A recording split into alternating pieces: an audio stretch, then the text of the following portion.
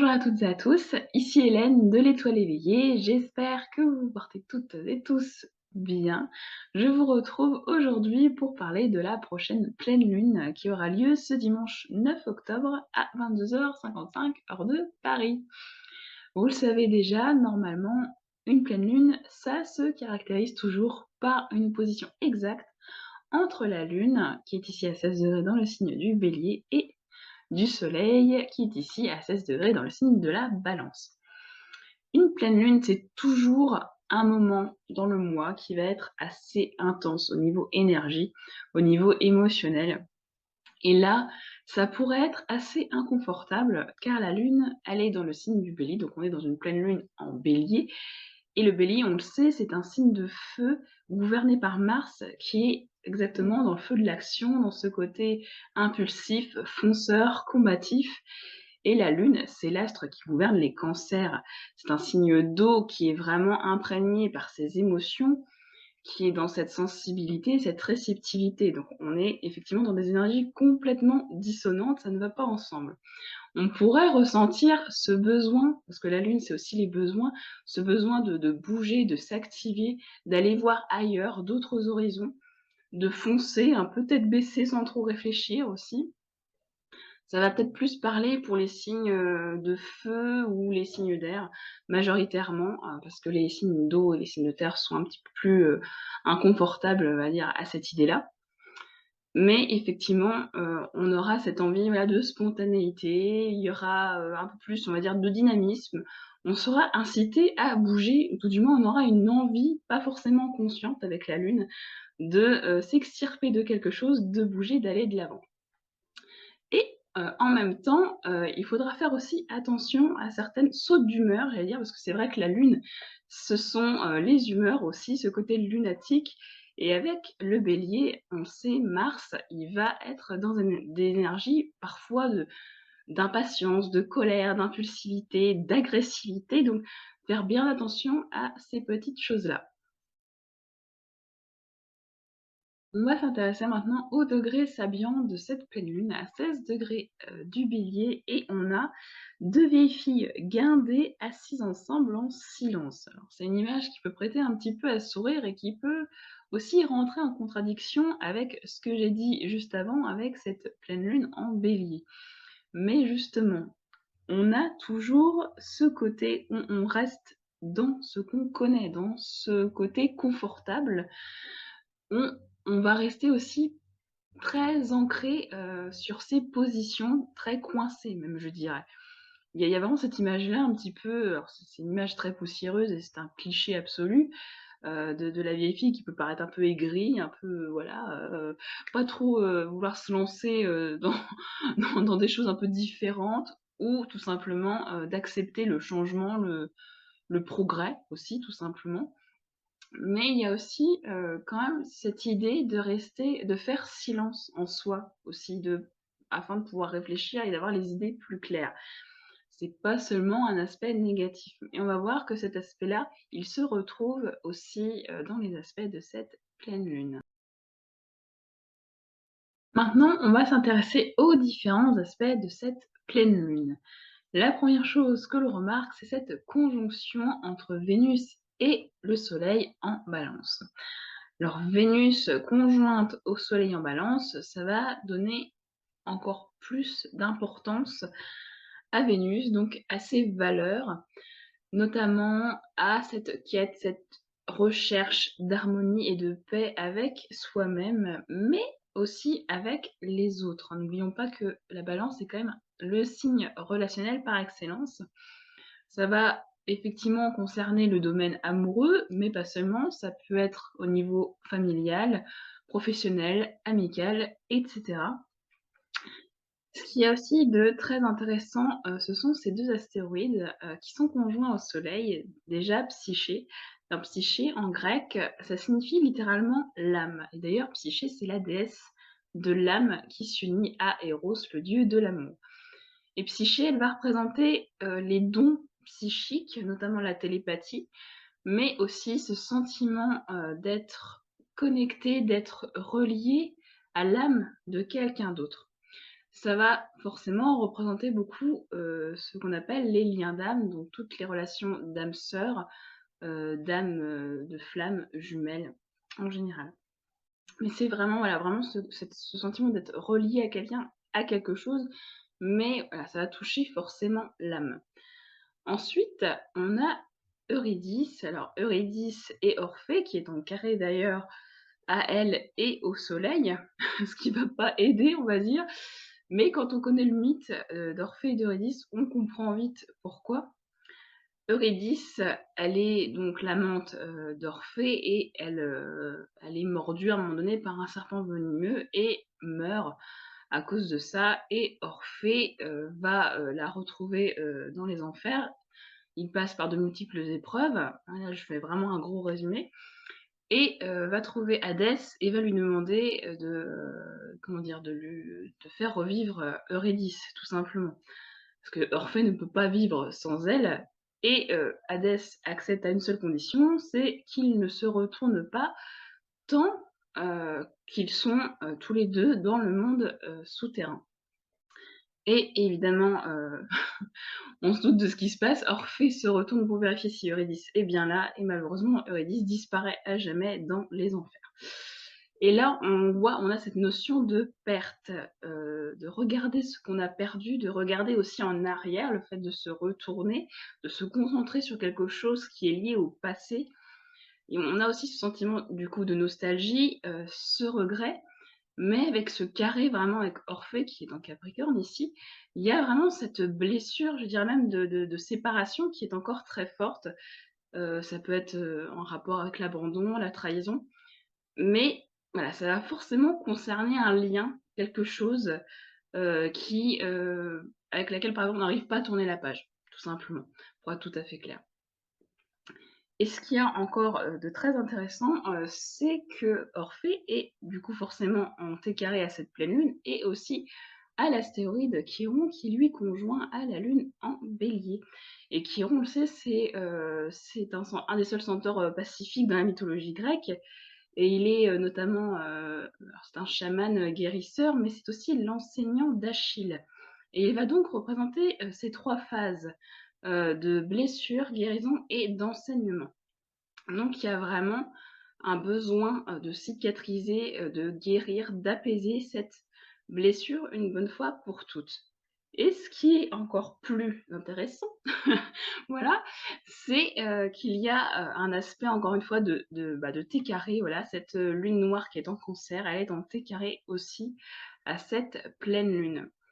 Et ce n'est pas anodin parce que le cancer, c'est quand même, ce qui représente, alors la famille évidemment, donc ça peut inclure un karma familial, mais ça peut aussi, induire des blessures qui viennent du passé, voilà. Parce que la lune fait référence au passé, tout simplement. Donc là, on voit qu'il y a vraiment quelque chose qui ressurgit du passé, hein, parce que la lune noire, c'est vraiment les blessures, très profondes, les blessures karmiques qui sont liées à l'enfance aussi et qui sont liées notamment, aux vies antérieures. Donc c'est quelque chose qui va venir se rejouer. Alors ça peut être sous différentes formes évidemment, hein. Ça peut être le retour d'une personne du passé qui, nous fait replonger dans cet état d'esprit. Ça peut être une situation qui nous fait penser, notamment à une relation, quelque chose, enfin voilà, il y a vraiment cette idée-là de retour dans le passé et voilà, de choses qu'on n'arrive pas justement à dépasser, mais qu'il faudra surmonter et surtout une blessure à apaiser, et à cicatriser. On va parler maintenant de ce carré entre Mars en Gémeaux et Neptune rétrograde en Poisson. Alors vous le savez, Mars, c'est la planète des Béliers, c'est la planète de l'action, du mouvement, de nos désirs, de nos combats et en face, on a Neptune. Neptune, surtout en Poisson, il va représenter cette sphère, spirituelle, ce sentiment, d'être connecté aux autres, ou à tout ce qui nous entoure, voilà, plus globalement à nos émotions. Mais en aspect dissonant, Neptune, il va représenter tout ce qui est addiction, dépendance et ça peut être à n'importe quel type, de substance, j'allais dire, donc alcool, drogue, nourriture. Ça peut être aussi par rapport à une relation, Ça peut être par rapport à un travail, à un sport, voilà, tout ce qui peut en fait, déclencher une addiction, une dépendance et on sait très bien, qu'une dépendance, c'est toujours le reflet d'un manque qu'il y a en nous et aussi, surtout, d'une blessure, de quelque chose de douloureux que l'on ne veut pas affronter et voilà, donc on se plonge littéralement dedans. En plus avec les eaux de Neptune, ça va très bien. Je trouve que cette image, elle représente très bien ce côté où on plonge justement dans cette, cette addiction justement pour ne pas, s'y confronter et rester, on va dire à bonne distance. Neptune, c'est aussi ce côté où on peut se faire des films, on peut se mentir à soi-même, on peut, s'illusionner, ou vraiment imaginer des choses complètement, débordantes, voilà, qui n'ont absolument aucun fondement. Avec Neptune, je l'ai déjà dit, il y a, bah, il y a pas de limite en fait, il y a ce côté complètement, on est dépassé en fait même par nos émotions et là, c'est vrai qu'avec Mars qui est aussi ce côté, colérique, qui peut avoir ce côté, très impulsif, impatient, irritable, on peut se sentir aussi trahi, trompé parce que Neptune, il a ce côté mensonger, illusion en aspect dissonant et il y a peut-être une situation du coup qui peut nous faire revivre ça, ce sentiment, aussi d'avoir peut-être trop cru en quelque chose, ça peut être lié à des croyances en particulier, bon, peu importe le domaine, mais on a eu peut-être de faux espoirs, on s'en rend compte et là, on peut se sentir, justement, complètement, trompé par ça et se dire comment on a pu peut-être être aussi, dupe, de quelqu'un ou de quelque chose. Donc il y a une remise, en quelque sorte, il y a aussi une remise en question des croyances parce qu'on voit que Neptune est rétrograde, donc il y a une, comment dire? Une énergie interne, en fait et c'est plus aussi une notion de réflexion. Donc beaucoup par rapport à des croyances et c'est aussi alors pardon si vous avez entendu le klaxon, hein, j'ai voilà, super, mais bon bref, voilà, il y a cette notion, de vraiment de remise en question par rapport peut-être aussi à une croyance ou, tout simplement une douleur, quelque chose qu'on ne veut pas affronter et voilà, on se plonge dans cette, addiction pour, rester, le plus éloigné possible. Il y a quelque chose qui va beaucoup nous aider lors de cette pleine lune et ce quelque chose, c'est cette figure de grand triangle ou de pyramide, hein, on l'appelle comme on veut, entre Saturne rétrograde en Verseau, le Soleil en Balance et Mars en Gémeaux. C'est une figure, vous l'aurez vu, qui se compose de 3 trigones, donc de 3 aspects harmoniques. C'est une figure qui sera vraiment très bénéfique et qui va apporter beaucoup de stabilité à cette pleine lune. D'autant plus que, Saturne sera forcément en sextile à la lune en Bélier. Et ça va vraiment nous, inciter à prendre du recul sur les choses, à nous auto-analyser en quelque sorte et c'est là que ça rejoint, le fameux degré Sabian qu'on a vu au début de la vidéo. Le fait justement, d'avoir ce recul d'analyse va nous permettre de gagner en maturité et en sagesse. Merci, Saturne. Et ce qui est encore plus intéressant, c'est que cette figure tombe dans les 3 signes d'air et va donc nous inciter à avoir à adopter un nouvel état d'esprit, donc à être plus confiant, hein, notamment avec, le trigone entre le Soleil et Mars, mais surtout à aller de l'avant et à ne plus se focaliser, sur le passé. Et ce qui va, aussi beaucoup nous aider lors de cette pleine lune, c'est cet aspect de trigone entre Pluton et Mercure qui, ne seront tous les 2 plus rétrogrades. C'est-à-dire que Pluton va même arrêter sa rétrogradation, le jour même de la pleine lune. Ce qui va peut-être apporter pour certains des, prises de conscience vraiment beaucoup plus, vives, j'ai envie de dire. Ça va nous apporter aussi un regard beaucoup plus, lucide, beaucoup plus, pragmatique sur les choses étant donné que cet aspect se passe dans, le signe de la Vierge, le signe du Capricorne, pardon, qui sont tous les 2 des signes de terre. Mais voilà, il faudra quand même faire attention parce qu'il y aura quand même toujours des difficultés à se projeter dans le futur, avec cet aspect de carré, hein, qui subsiste entre Saturne rétrograde et Uranus rétrograde, mais c'est un aspect qui va durer jusqu'en décembre. Donc pas de panique, mais vraiment, ce qu'il faut retenir, c'est, ne plus se concentrer sur le passé et enfin avancer. Ceux qui seront le plus touchés par cette pleine lune, vous vous en doutez, ce seront les béliers et les balances, surtout ceux qui sont, de la fin du deuxième décan ou du tout début du troisième. Et ça marche aussi si vous avez un axe qui tombe aux alentours, des 16e degrés de la balance ou du bélier, évidemment. Ça marchera encore aussi si, c'est une de vos planètes personnelles, donc Mercure, Vénus ou Mars qui tombent, dans ces alentours-là. Ceux qui auront vraiment beaucoup de difficultés à traverser cette pleine lune, ce seront donc les signes en carré, à savoir les cancers et les capricornes, toujours au niveau, de la fin du deuxième décan et du début du troisième, surtout avec cette lune noire, hein, qui est quand même en T carré à cette pleine lune. Ça risque de pas être joyeux pour certains, mais voilà, n'oubliez pas le mot d'ordre, allez de l'avant. Des fois, c'est toujours plus facile à dire qu'à faire, mais bon.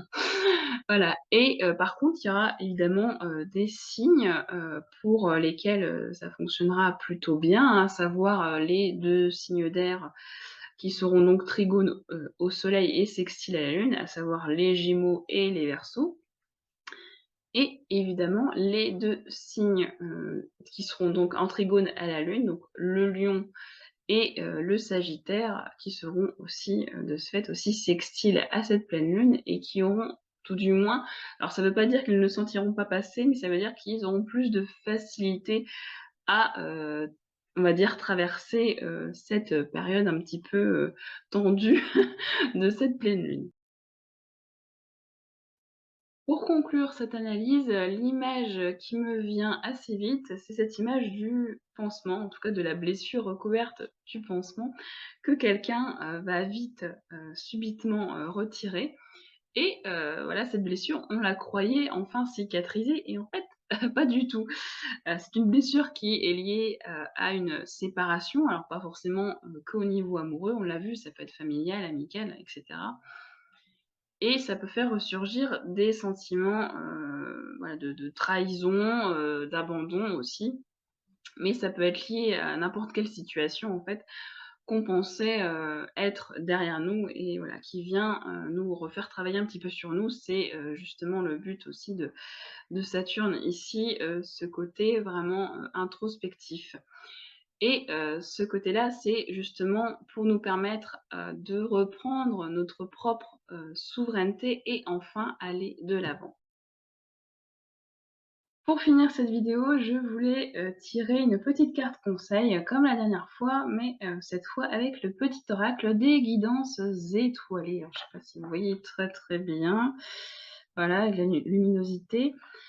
Donc on va demander un petit conseil, un petit message, en fait, pour, tout simplement vivre au mieux cette pleine lune en bélier, parce qu'elle va être quand même assez remuante, notamment pour certains. Et ça peut toujours nous aider, nous aiguiller un petit peu d'avoir une petite carte qui tombe. Bon là, j'étais juste en train de les mélanger, donc je ne la prends pas, mais bon. Alors, déjà j'ai l'étoile qui veille sur toi, donc c'est plutôt sympa. Voilà, alors s'il vous plaît, un conseil, pour cette pleine lune en bélier. Quel conseil pouvez-vous me donner, s'il vous plaît? Une carte qui tombe, s'il vous plaît, pour cette pleine lune en bélier. Voilà, j'en ai 3 qui tombent, donc ça va pas aller. Alors, une carte conseil pour cette pleine lune en bélier, s'il vous plaît.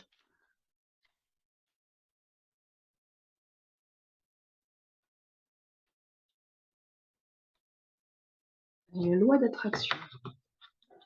Je sais pas si vous allez très très bien voir, même si... Ah oui, aussi, voilà, vous voyez un petit peu quand même.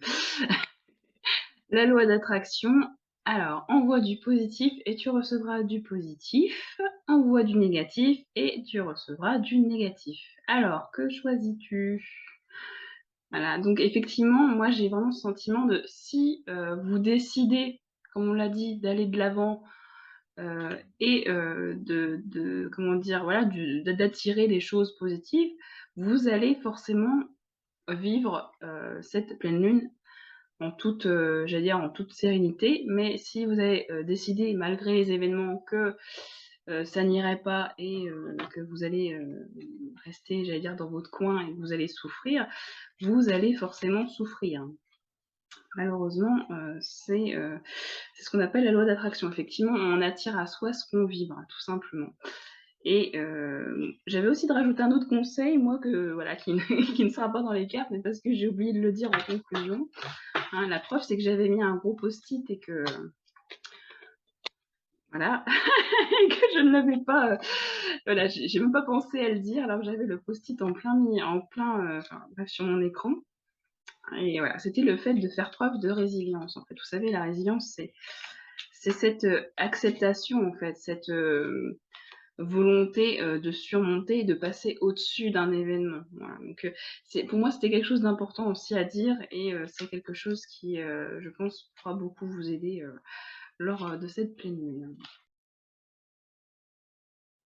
Maintenant la fin de cette vidéo sur la pleine lune du 9 octobre. Je vous remercie de l'avoir suivie jusqu'au bout et j'espère qu'elle vous aura plu. En tout cas, si c'est, le cas, vous pouvez évidemment, la liker, la commenter ou la partager et si ce n'est déjà fait, vous pouvez aussi vous abonner à ma chaîne, ça me ferait très, très plaisir.